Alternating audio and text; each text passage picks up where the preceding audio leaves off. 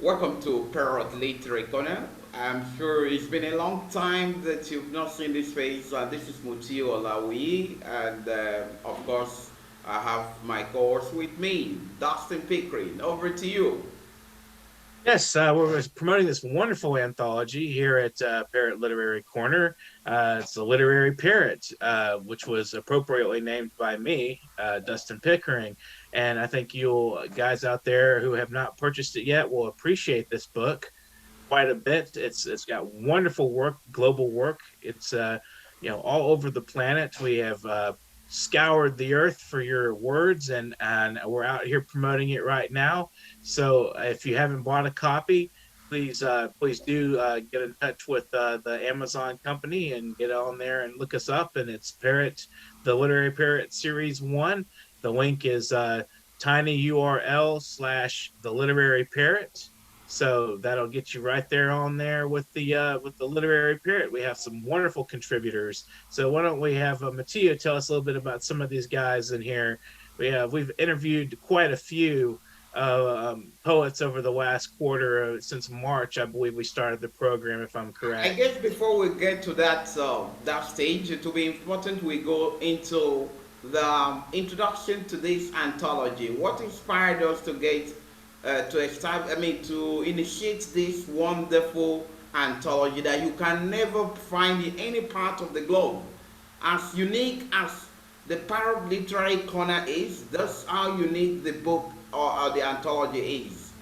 And this, if you look at the front cover of this book, you'll see that it's a collection of literary works of unique writer. We talk about why they're unique, why the book is unique, why we're running the show. But this anthology, the Parrot Literary Corner,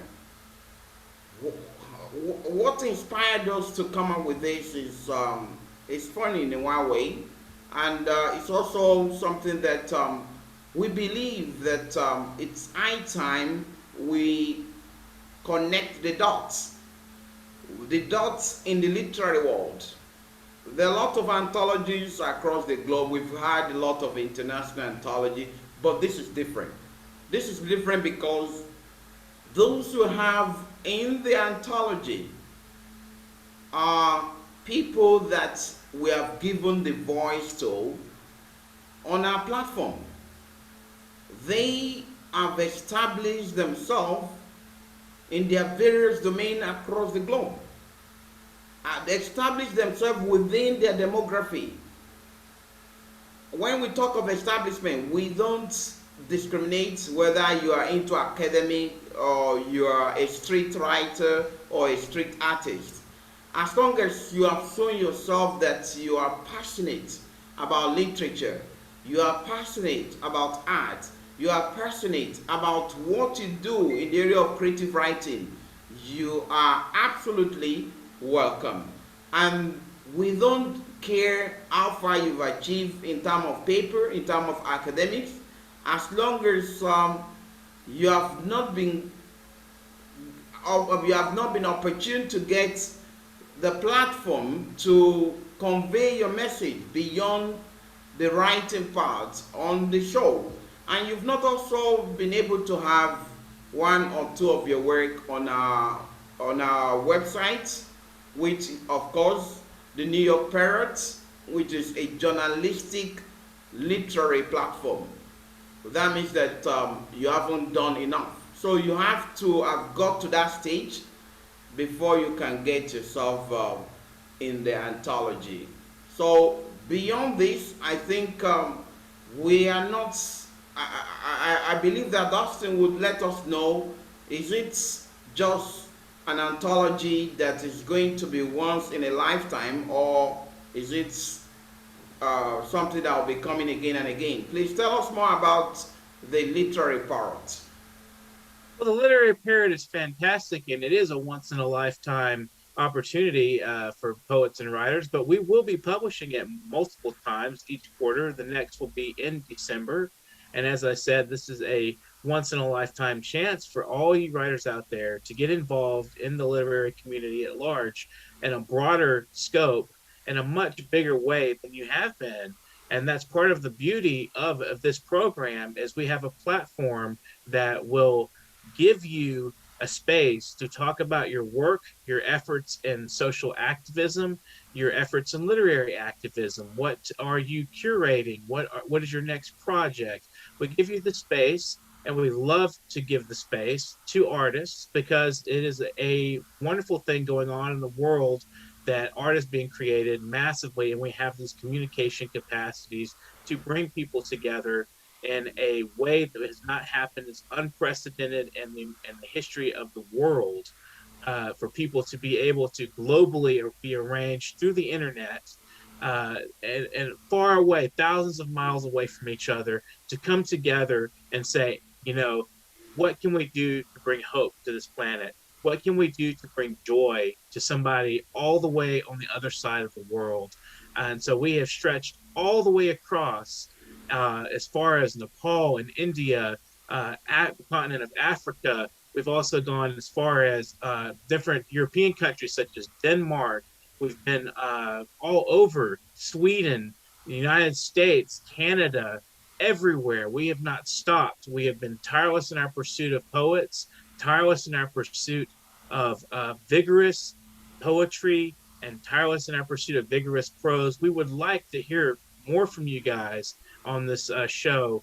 Definitely want to get some more prose writers, some even some painters and musicians. If you guys are out there, and we want creative minds. That's the goal here. We have, even in here, there's Elliot Slynn, who is a musician and a singer. He's in here. We have plenty of musicians. Sanka Sen is in here. So, we're not looking just for poets. It's been a big focus in this first quarter. But if you would like to be involved in your creative mind, please do be in touch with us. Literary Corner at NewYorkParrot.com. And back to you, Mutiu. What would you like to say further? Yeah, actually, I was just thinking on behalf of our viewers, because some of them might be asking, you haven't told us why you initiated this literary parrot, the literary parrot. Um, Specifically, I can say that that was a day we just sat down, we were thinking of another way to archive the work of the creative mind that we have given the opportunity on our platform beyond just the screen. So we wanted to have the written record of their work together. An opportunity where a platform where almost everyone that we have interviewed, almost everyone that we have given the opportunity within a specific period of time could be merged together, and people could see their work within a short period of time, and they can even put them in their libraries as a record to show that it is possible to have a mixture of professor emeritus, professors, instructors in universities, street writers, artists together in one anthology. Beyond the fact that they've already appeared on the show, they've displayed their literary prowess. So we say the best way to come up with this is to have an anthology, because we only have the show separately for these individuals. But another way to get them together is to have a book where every one of them will be together, regardless of their record, their history, because everyone is unique. If you read their stories, you will understand the fact that they are unique in their various literary domain. So that's why we came up with this. And I've never regretted that, and I'm sure that Dustin has never regretted. This is historical. This has never happened, where you have people appear on the show separately, and then you merge them and put them in one book, where they get to learn more about other creative minds from different parts of the globe. We have the real borderless platform in the whole world. As far as the work is concerned, we don't care where you come from, we don't care how far you have achieved. We are concerned about what you want to offer to the world. We are concerned about what you want to convey to the world in your literary domain. Do you just want to isolate yourself, or you want to share your ideas, your mind with others so that they can learn from you? That's why we came up with that. And now, without this, it would have been impossible for us, because if you look at the show, it would be impossible for us to have 200, 100 people at a time doing the show within the period of time that we do it. That's 40 minutes. So, but in 40 minutes, you can just glance through the work of these unique writers in the anthology. If you have any other thing, over to you. Well, thank you, Mutiu. It's a wonderful discussion there with the anthology, and how much effort and time has gone into this, and as well as the purpose and intent. The mission statement of the New York Parrot is: our primary mission is to bridge truth and relevant information gaps between the haves and the have-nots as we liberate people from ignorance of what is happening around them and beyond borders. We called this mission from our belief that peace, harmony, and prosperous cohabitation of humans can only exist when there is fair and transparent gathering and dissemination of relevant, fact checked information, and regardless of socioeconomic and cultural status and orientation. Now, that's quite a mission statement, and we do live up to this, as the literary parrot represents as much possible borderless information and literature that you can find. And this anthology, it's an explosive mix of positive, invigorating poetry by contemporary poets and imaginative prose from writers around the globe. So you will find all sorts of interesting writers in here, as Tio has said, and I have said myself as well. This anthology includes a wide range of people and a wide range of global artistry. So, without further ado, I'd like to I share. actually wanted to add something to this. I like the fact that you read the mission statements. Mhm. Our media platform is unique itself. I'm talking about the journalistic platform in relation to the literary platform. We are the only media outlets canvassing for positivity and bridging the gap between and among human race. We don't care where you come from. We don't care where you how you believe in your life. Everyone has the right to have access to fact-checked information. Everyone has the right to have access to being published, being given the voice. That's why our TV station, you will always hear at the initial stage we say Parrot TV, the voice for humanity. Our voice is for humanity. We don't care your socioeconomic background. We are not concerned about your spiritual orientation.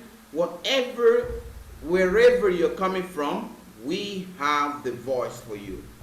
And we bridge the gap between the rich and the poor. That's what we do. And that's what we've been trying to establish. And you can see most of the activities that we put across to the public, they are meant for everyone. We don't target specific group of people, because we are one. We believe in one voice, and we believe in humanity. So that's that about that. Let's go to the contributors. Dustin. Yes, I'd like to start with reading Power and Pitchfork from Wang Ping. A German reporter published an article in Daily Mirror to condemn China's violent power around the globe. To illustrate her point, she used the character for power to achieve some visual effects. A smart move for sure. Unfortunately, she picked the emblem for pitchfork, not for power, and her article, along with the paper, became a laughing stock. I got curious about the word power It's definitely a powerful word, a most desired and feared word in English by its definitions: force, energy, strength, might, right, authority, command, sway, dominion, and by its associations: superpower, power broker, manpower, horsepower, evil power, legal power, power of attorney, military power, manipulative power, dependence power, power play, power failure, mocked political action backed by threats of force, which brings us back to the German reporter's pointed finger at China: use of force. Her pitchforked a hole through the power she had intended for her essay. I don't know if it's her original intention, poke a hole into the power, or a Freudian slip, pitchfork poking through her unverified claims. I dug into Power's roots. It first appeared in Book of Songs 3,000 years ago as trees budding and flowering in spring, a symbol of life rising from a thawing earth. The word is formed with two images: tree on the left and egret on the right. The whole character depicts an egret arriving on a flowering tree from its migration, and both words were carved into the turtle bones as oracles from 4,000 years ago, then sang and danced out of poetry together as power. Can't believe this. I firmly believe this. So in China, power comes from the earth as sap returns to trees from roots, pushing out buds, leaves, flowers, spring. For birds arriving from distance, eating insects, resting, nesting, and laying eggs in the shade the trees provide.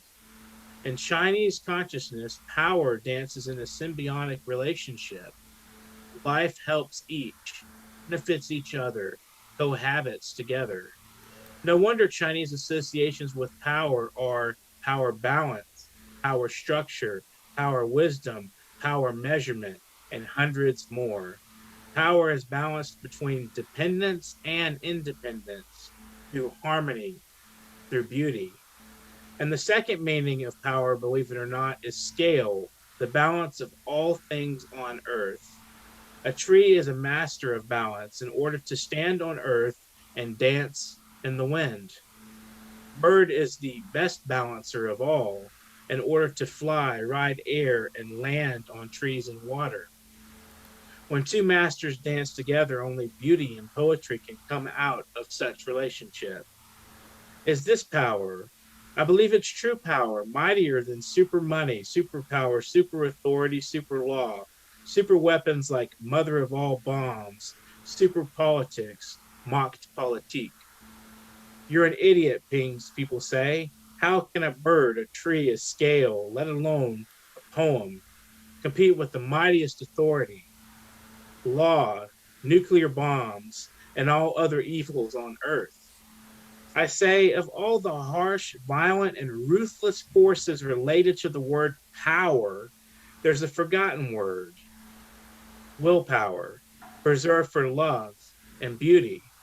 It is stronger than the hardest metal on earth, mightier than the most destructive weapon man has made, more valuable than all the money the rich can gain, and lasts longer than any authority, dictatorship, empire.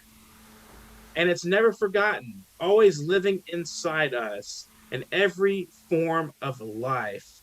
Small, yes; hidden, yes; but persistent, automatic, like the heart ticking in our chest, the nucleus in our cell, the mitochondria churning out ATP to keep life alive. It's invincible, though invisible. And if we grasp our hand together, hold them against our chest, our heartbeats can poke a hole through the black fork of power, turning pitchfork into pitchfork, a pitchfork that might point our way power to the origin that has nothing to do with the rights to own or possess, roots for greed and evil, but a true power flowing out of a tree, a flower, an egret, a dance, a song, a poem. That is Quan. That is Wang Ping's wonderful prose, Power and Pitchfork. I'd like to also share a wonderful poem by Ron Whitehead, who is Be- Beat Poet before Laureate. Okay? before we go to Ron Whitehead, I think it will be ideal we let our viewers know who is Wamping. Some of He them may is, not know who Wamping is. If you, with what you have read, you can see the simplicity in the work of this writer. Who is Wamping? If you are to respond to this as the host of the show, what would you tell our viewers?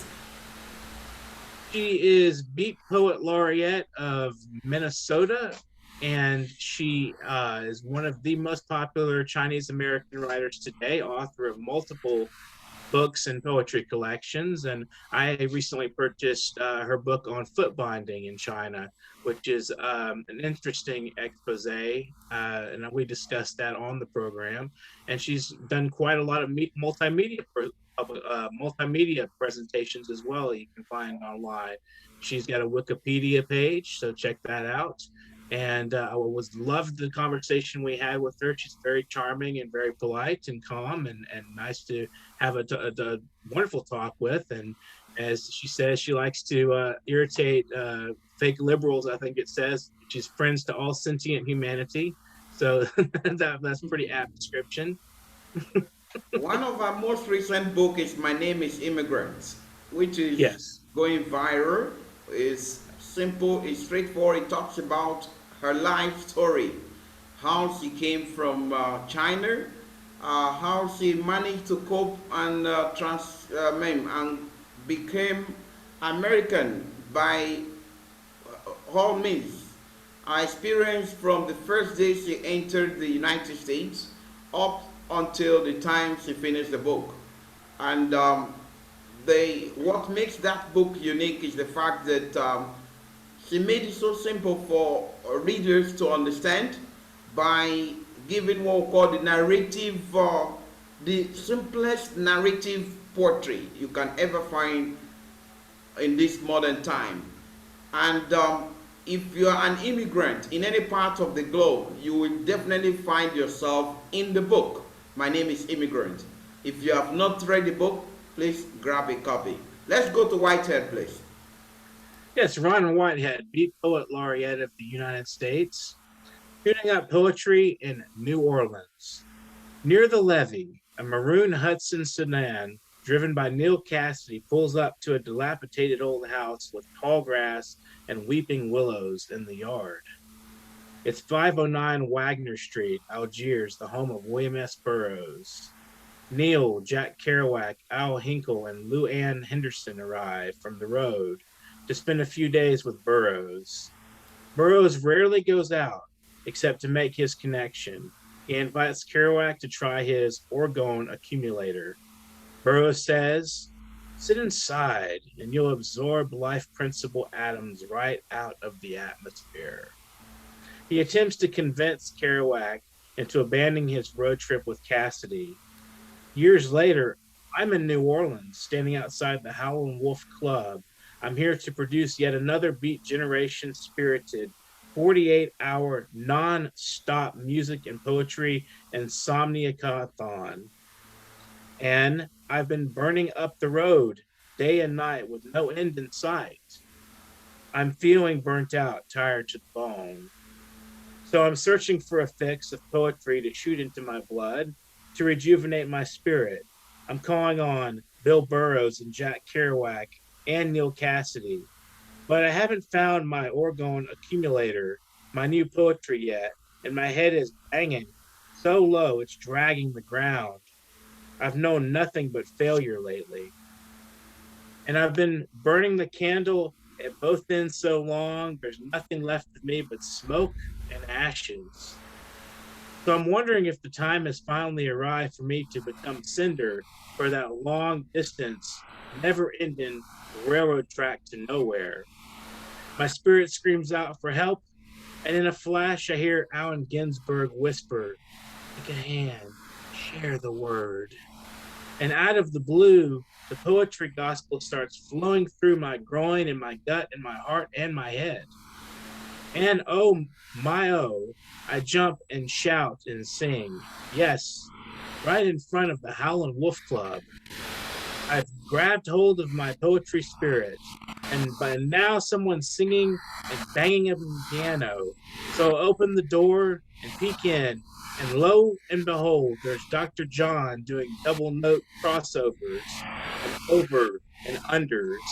He's doing his Ula Mala Wala and Zuzu Yaya.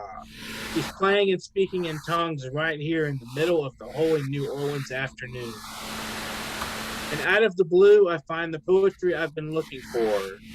I look up, and there's the full moon smiling at me from over the Mississippi River. And I think of Algiers and Bill Burroughs and Jack Kerouac and Neil Cassidy. And I think of Neil's flame gone, gone, gone. His naked body lying beside those long distance, never ending railroad tracks to nowhere. And I hope all the poets and musicians performing at this 48-hour nonstop music and poetry insomniacathon. Hell, I hope all of us keep the funk, keep that fuck you flame alive.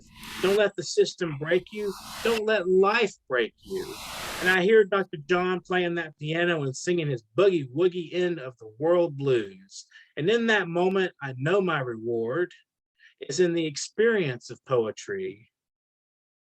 And right here, right now, I'm in New Orleans with all these poets and musicians who somehow know the magical power of poetry. The word sets us free. And I think about Allen Ginsberg and what he said about taking someone's hand because we're all in this together. We're pulling, we ain't pushing, we're letting it be. We realize that when one of us is lifted up, we're all lifted up. And I realize that poetry is life, and life is poetry. And I feel an energy rising through me, growing strong, coming from poets and musicians of all ages. And I don't feel like failure anymore. I feel good. I feel strong. I feel reborn into poetry, into life. And it feels like resurrection, rebirth into poetry right here, right now. Shooting up poetry in New Orleans. Ron Whitehead, beat poet laureate of the U.S. Wonderful poet, wonderful man. We spoke to him, and he's quite an adventurous soul. Met lots of interesting people. Done a lot of fascinating things. Has a documentary about his life coming up, which may have already been released. I'm not quite sure. I think they said September. I'm not quite sure about that. I don't even remember the name of the documentary, but I do remember he mentioned that. So keep a lookout. Google it. Ron Whitehead documentary, I guess, would be a good place to look. Nice long life lived, and he loves his mother, if I remember correctly. He mentioned that as well. I actually want us to travel beyond the United States. If you remember Ewa Yes. Selini, Polish. our picture is on the screen right now. You can see her. If you can Mm-hmm. find maybe her poem, I think our work deserves to be heard by the public too, uh, beyond just the English-speaking country. We So actually have a we'll prose talk piece about from her her. later after the show. Yes, we have a prose piece, an impressionist literary program by Ua Maria Zelani. I'm going to read a couple of paragraphs from that. We are a group of people for whom a word is the beginning of a creative process, which results in further artistic events. We create new forms and kinds, we also mix them. We are inspired by what's the best in every artistic era. We do not want to criticize or argue with our predecessors. Unlike futurists, we do not want to escape from the past. We do not want to burn museums, neither do we opt for any upheaval. We do not negate the tradition, and we don't approve of anarchy or nihilism. We are not against culture. Under no circumstances do we diminish our predecessors' achievements or conclusions. That's from Impressionists Literary Program, and that's on page 188 and 189. Wonderful poet as well, so check out her work. Her poetry was not included, but that was a prose piece. That was a piece of it included in the anthology. And she's from Poland, as we mentioned, and she's one of the primary Polish poets writing today, and that's in this anthology. So, you know, if you're really missing out if you don't pick up a copy of this, because it has some of the foremost poets across the world that we featured on our program. I guess Mutiu said we couldn't feature everybody. We really wanted to, but this book is 249 pages as it is. So we couldn't put everybody in the book. But we did do our best to include a handy sample of wonderful works by fabulous artists and inventive minds. And so that's what makes this volume unique. This is it here. You can see it in the background as well. Literary Parrot. It's an excellent introduction to world literature in today's world. So it's $18 on Amazon. It will be available also at Pothi.com in India for a little bit less of a little bit of a discount from the $18. $18 may be a little too much for some countries. So we wanted to help out some of our brothers and sisters out there. And we do have copies already have been shipped to all who have ordered a pre-ordered. The pre-order session is over. So if you want a copy, you have to go to Amazon and order from your independent bookseller locally. Ask them for the Literary Parrot Series 1. I'm sure they can get a copy online from Amazon, but you would also be supporting the independent booksellers, so that's a good plus. Always support your independent booksellers. We had several on the show who have worked in book selling, so go out and check those guys out as well, and don't forget to support artists globally and your local artistry scene. And it's wonderful to be a part of this program. I'm glad Mutiu invited me to be the anchor and host. It's been a wonderful journey so far, and we will keep doing this. We do plan to release a second Literary Parrot Series 2 as of December. So if you're on the program between the beginning of August and then, we will consider you for the book. And we will be in touch with many of you about if you want to submit either some photography or some sort of prose or poetry. If you're a novelist, if you're a painter, if you're a musician, or if you're a creative entrepreneur or a poet or any kind of writer, we want you on the program. So be in touch. Literary Parrot at NewYorkParrot.com. Literary Corner at NewYorkParrot.com. Make sure that's Literary Corner at NewYorkParrot.com. Actually, it's from the beginning of July. Remember, we started compiling from July. So that's correct. A lot of them were missing. So we promised to get them at least included in the next anthology. We'll be having it. This is going to be quarterly. After December, another 4 months, we're going to have another publication. Every year we're going to be having 3 publications, 3 anthologies. And for those who have been published in the previous one, we don't say that you don't have the right to get published again. If your work deserves to be published, you have every right to send us your publication. But if you want your work to be published, first have your work published on the websites. If you have already appeared on the show and you want your work to be published in the subsequent ones, make sure you contact Dustin Pickering at literarycorner@newyorkparrot.com and for publication on the websites. And then if your work also deserves to have a space in the new anthology, we'll get you published. This is what we do. This is what we love to do. I think we've already let you know what the Literary Parrot is all about. Get your copy now. If you don't have a copy, you're just wasting your time. Whatever book you have with you, if you have not had the Literary Parrot there, it's incomplete. You can only complete that with the Literary Parrot. So over to you, Dustin. You can round up the show. We're sending out PDFs to our various contributors as soon as a couple of weeks pass. We want you to go ahead and get a copy of that book. $18 on Amazon, and you can buy it in any Amazon location. Again, if you're independent bookseller as well, I'm sure you can have them order a copy for you.